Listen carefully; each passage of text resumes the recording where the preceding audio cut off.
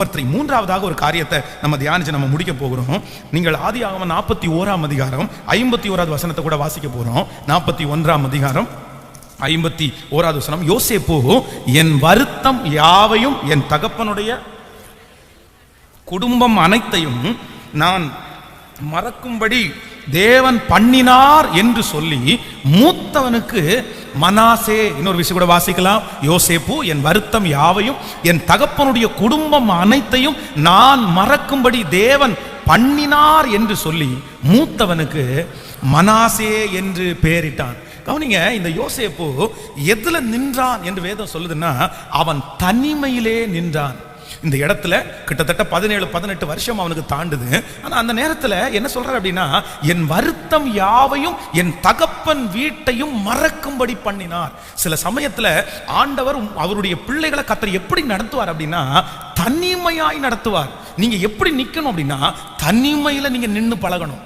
ஆண்டவர் உங்களை தனிமைப்படுத்துகிறாரா? உங்க வீட்டை விட்டு தனிமைப்படுத்துகிறாரா? உங்கள் நண்பர்களை விட்டு தனிமைப்படுத்துகிறாரா?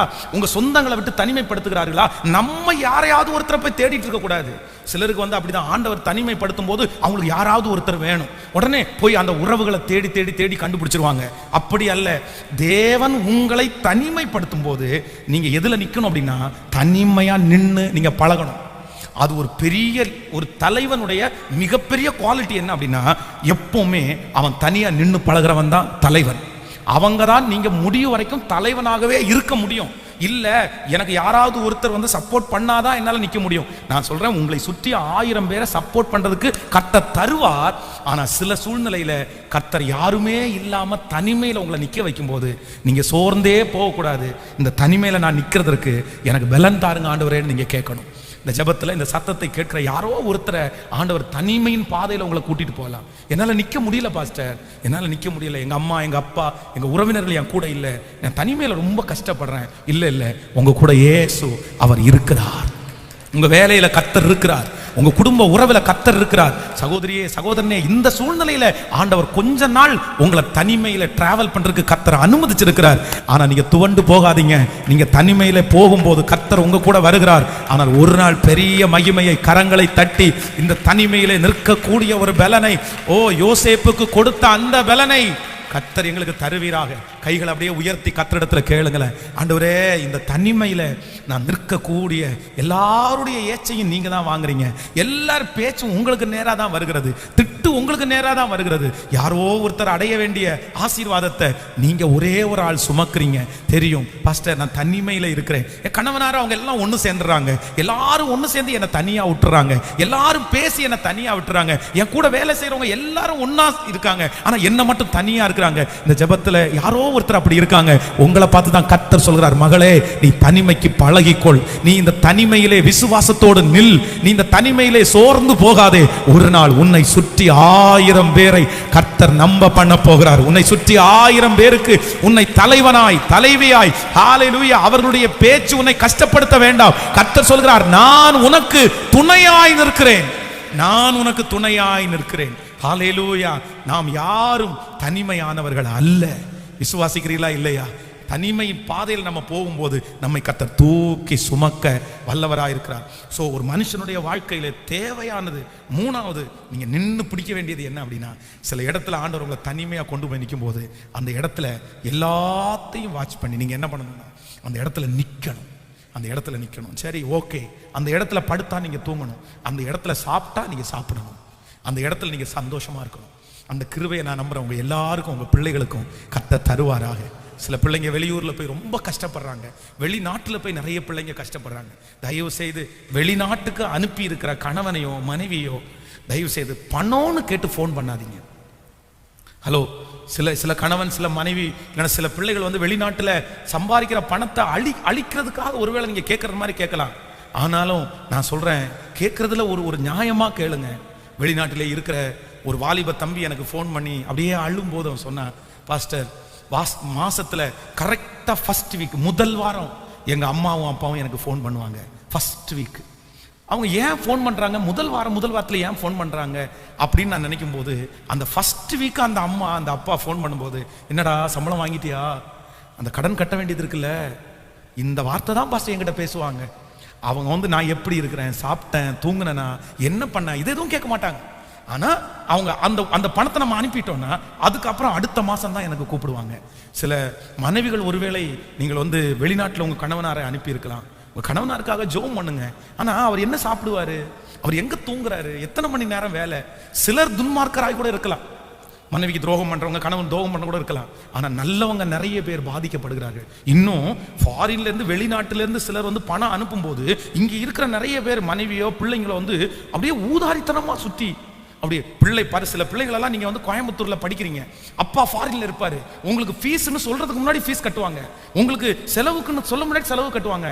நல்லா கவனிங்கப்பா, உங்க அப்பா அங்க ரத்த வேர்வை சிந்தி சம்பாதிக்கிறவரா இருக்கலாம். ஆனா அப்பாவுடைய காசை மற்றவங்களுக்கு செலவு பண்றதுக்கு தயங்காம செலவு பண்ணாம இருந்துராதீங்க. அப்படி செலவு பண்ணிடாதீங்க. ரொம்ப ஜாக்கிரதை, ரொம்ப ஜாக்கிரதை.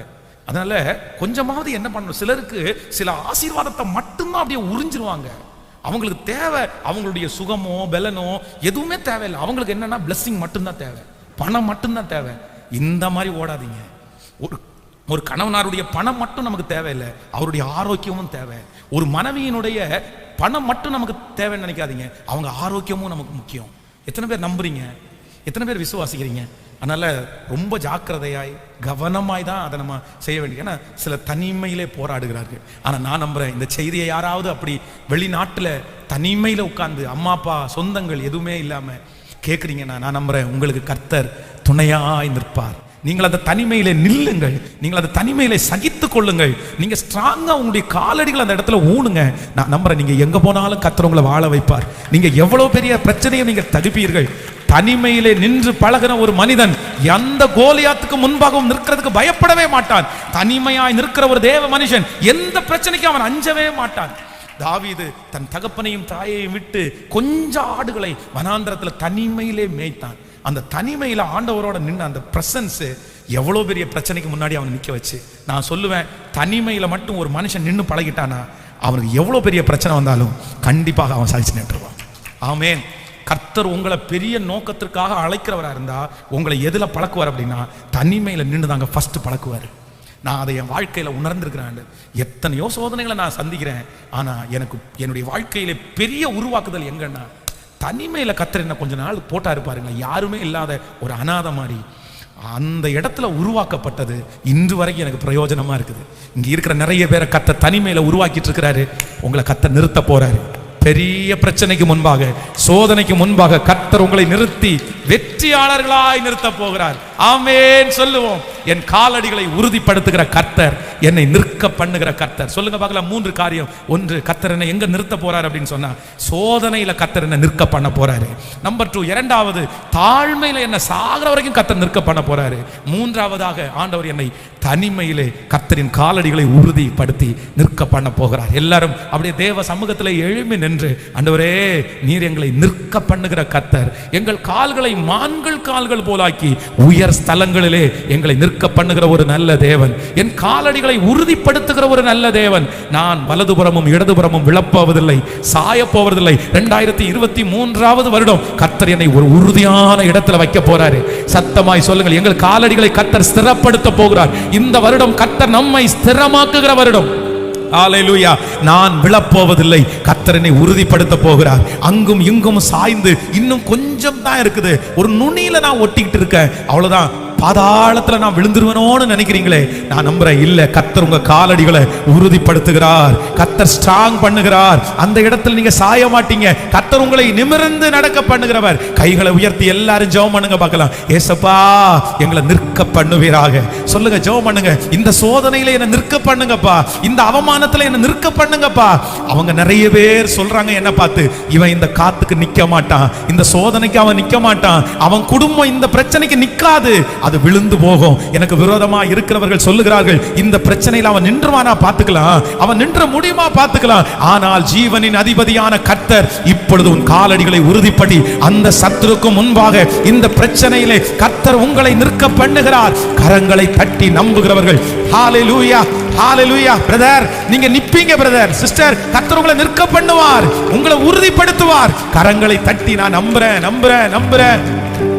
ஹல்லேலூயா, ஹல்லேலூயா. நம்முடைய தேவனுக்கு ஒரு பெரிய கிருபை இருக்குது. என்னன்னா நம்மளை நிற்க பண்ணுகிற கர்த்தர். ஹல்லேலூயா. யோசேப்புனுடைய தகப்பன் நினைச்சிருப்பானா என் பிள்ளை நிப்பானா? என் பிள்ளை எப்படி நிக்க முடியும்? யாக்கோபனுடைய குடும்பத்துல ரெபேக்காலும் ஈசாக்கும் நினைச்சிருப்பாங்களா?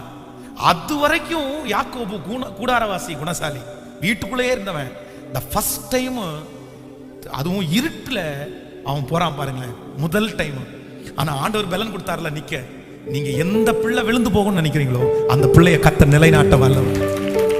ஆமென். என் பிள்ளை நிப்பானா இந்த சூழ்நிலையில?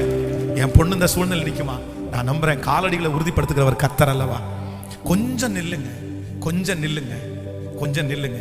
என் மீட்பர் சீக்கிரமாய் உங்களுக்கு நியாயம் செய்வார். அல்லேலூயா. சின்ன வயசுல இந்த வாய்க்கால் இருக்கு பாருங்களேன், இந்த வாய்க்காலில் தண்ணி ரொம்ப வேகமா வந்துட்டே இருக்கும். அப்போ நிறைய பேர் அவ்வளோ ஃபோர்ஸான அந்த தண்ணியில நின்று குளிப்பாங்க. அப்போ எங்களுக்கு ஆசையா இருக்கும், ஆனா நம்ம நின்னா இழுத்துட்டு போயிடும். அப்போ ஒரு நாள் ஒருத்தர்கிட்ட கேட்டேன், பிரதர் இது எப்படி நிக்கிறீங்க, எப்படி நிக்க முடியுது? நாங்க நின்னா மட்டும் இழுத்துட்டு போகுது. உடனே அவர் ஒரு ட்ரிக் ஒன்று சொன்னார். என்ன தெரியுமா?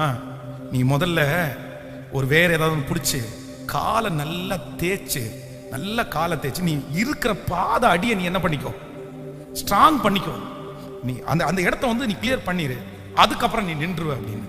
அந்த இடத்துல ஃபுல்லா கல்லா இருக்கும். அந்த கல்லுக்கு மேல நிற்கும் போது நமக்கு ஸ்டாமினா கிடைக்காது. ஆனா அந்த கல்லெல்லாம் தள்ளிட்டு நம்ம காலை நல்ல உறுதியா வச்சிட்டோம் பாருங்கன்னா, எவ்வளவு தண்ணி ஃபோர்ஸா வந்தாலும் அந்த இடத்துல நிக்க முடியும் நம்மளால. அப்ப நான் அதை பார்த்தேன். ஒரு உதாரணம் தான் இது. நான் நம்புறேன் உங்களுக்கு விரதமா எத்தனை மோதி அடிக்கிற பெருவெள்ளம் வந்தாலும் நீங்க எங்க கால் வச்சிருக்கீங்கன்னா தேவனுடைய கரத்துல, கர்த்தருடைய கரத்துல, கர்த்தருடைய கரத்துல. ஆண்டவர் சொல்றாரு, என் உள்ளம் கைகளில் உன்னை நான் மறைந்து வைத்திருக்கிறேன். ஹல்லேலூயா. அதனால நீங்க பயப்படாதீங்க. உங்க காலை கர்த்தருக்குள்ள ஸ்ட்ராங் பண்ணுங்க, தேவனுடைய கிருபையில ஸ்ட்ராங் பண்ணுங்க, தேவனுக்குள்ள ஊன்றி நில்லுங்க. அது அப்படி நின்னுட்டீங்கன்னா நீங்க பயப்பட வேண்டாம். ஆமென் சொல்லுங்க பார்க்கலாம். ஹல்லேலூயா. நீ நல்லவர்.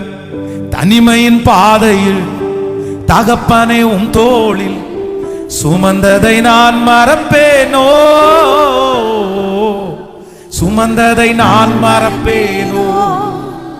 தனிமையின் பாதையில் தகப்பனே உம் தோளில் சுமந்ததை நான் மறப்பேனோ, சுமந்ததை நான் மறப்பேனோ. இப்ப பாடுங்க பார்க்கலாம். எத்தனை அன்பு என் மேல், எத்தனை பாசம் என் மேல், எத்தனை அன்பு என் மேல், எத்தனை பாசம் என் மேல். இதற்கீடு என்ன தருவேன் நான், இதற்கீடு என்ன தருவேன் நான், இதற்கீடு என்ன தருவேன் நான், இதற்கீடு என்ன தருவேன் நான். பிற சபித்து என்னை தூற்றும் போதெல்லாம் என்னை ஆசீர்வாத உயர்த்தி மகிழ்ந்தீரே. பிற சபித்து என்னை தூற்றும் போதெல்லாம் என்னை ஆசீர்வாத உயர்த்தி மகிழ்ந்தீரே. உங்க உள்ளத்துக்குள்ள என்ன வரைஞ்சீரே. இதற்கு சகோதரியே, இந்த தனிமையில கர்த்தர் உன் கூட இருக்கிறாருப்பா. எல்லா சொந்தங்களும் வெறுத்தார்களோ, நண்பர்கள் வெறுத்தார்களோ, இயேசு சொல்ற நான் உன் கூட இருக்கு. ஓ கைய மேல தட்டி சொல்லுங்க பார்க்கலாம். எத்தனை அன்பு என் மேல் இயேசுவே, எத்தனை அன்பு என் மேல், எத்தனை பாசம் என் மேல். இதற்கீடு அப்பா, இதற்கீடு என்ன தருவேனா, இதற்கீடு என்ன தருவேனா, இதற்கீடு என்ன தருவேனா. ஆமென். ஹல்லேலூயா. நம்ம கூட கர்த்தர் இருக்கிறார். அப்போ என்ன பண்ணணும்னா நிக்கணும், நிக்கணும். இந்த ரத்னபுரியை விட்டு ஓடுவதற்கு, துரத்துவதற்கு எத்தனை போராட்டங்கள் வந்த போதிலும் நான் இன்னைக்கு சொல்லுவேன், என்ன கர்த்தர் நிற்க பண்ணினார். இன்னைக்கு இந்த மகிமையை நான் பார்க்கும்போது நம்புறேன், நான் நிற்கக்கூடாதபடி எத்தனை போராட்டம்.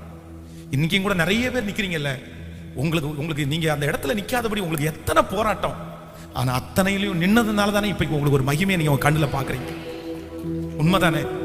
இதே போலதான் இந்த ஜெபத்துல இருக்கிற ஒவ்வொரு தம்பி தங்கச்சி கூட நான் சொல்றேன், சில இடத்துல உன்னை நிக்க விடாதபடி உனக்கு போராட்டம் உன்னை துரத்தும் தள்ளும். ஆனா நீ கத்திரிடத்துல கிருபையை கேளு, இந்த இடத்துல நான் நின்னு பிடிக்கணும் ஆண்டவரே. அது நின்னு அந்த இடத்துல வெற்றியை அடைவது என்கிறது சாதாரணம் இல்லை. அப்படி பிரச்சனை வரும், எல்லா பக்கத்துலயும் உங்களுக்கு நிக்காதபடி போராட்டம் வரும். ஆனா நீங்க என்ன பண்ணணும்னா கொஞ்சம் சகிச்சு கத்தருக்குள்ள பலப்படுத்தி கொஞ்ச நாள் பொறுத்துங்க, 2 வருஷம் 3 வருஷம் அப்படி நில்லுங்க. குடும்பத்துல அப்படிதான், கணவன் மனைவியோட சேர்ந்து வாழ்றதுக்கு முடியவே முடியாது, அது நிக்காதபடி உங்களை போராடும். ஆனா நீங்க என்ன பண்ணணும்னா கொஞ்சம் சகிச்சு ஒப்பு கொடுத்து கஷ்டப்பட்டா கூட ஜெபம் பண்ணி கொஞ்சம் நில்லுங்க. ஆனா கொஞ்ச நாளைக்குள்ள அந்த யுத்தம் ஓயும். ஆமென் சொல்லுங்க. கொஞ்ச நாளைக்குள்ள அந்த பிரச்சனை சரியாகும். அதுக்கப்புறம் அந்த இடத்துல இருந்து உங்களை யாரும் என்ன பண்ண முடியாது, உங்களை பிடுங்கவே முடியாது. உங்களை கர்த்தர் அந்த இடத்துல உறுதியாய் நிலைநாட்டுவார். நான் உங்களை ஆசீர்வதிக்கிறேன். 2023 பல வருடமாய் தடுமாறி கொண்டிருக்க உங்க கால் இந்த வருஷம் உறுதிப்படணும்னு நான் சொல்லிக்கிறேன். ஆமென்.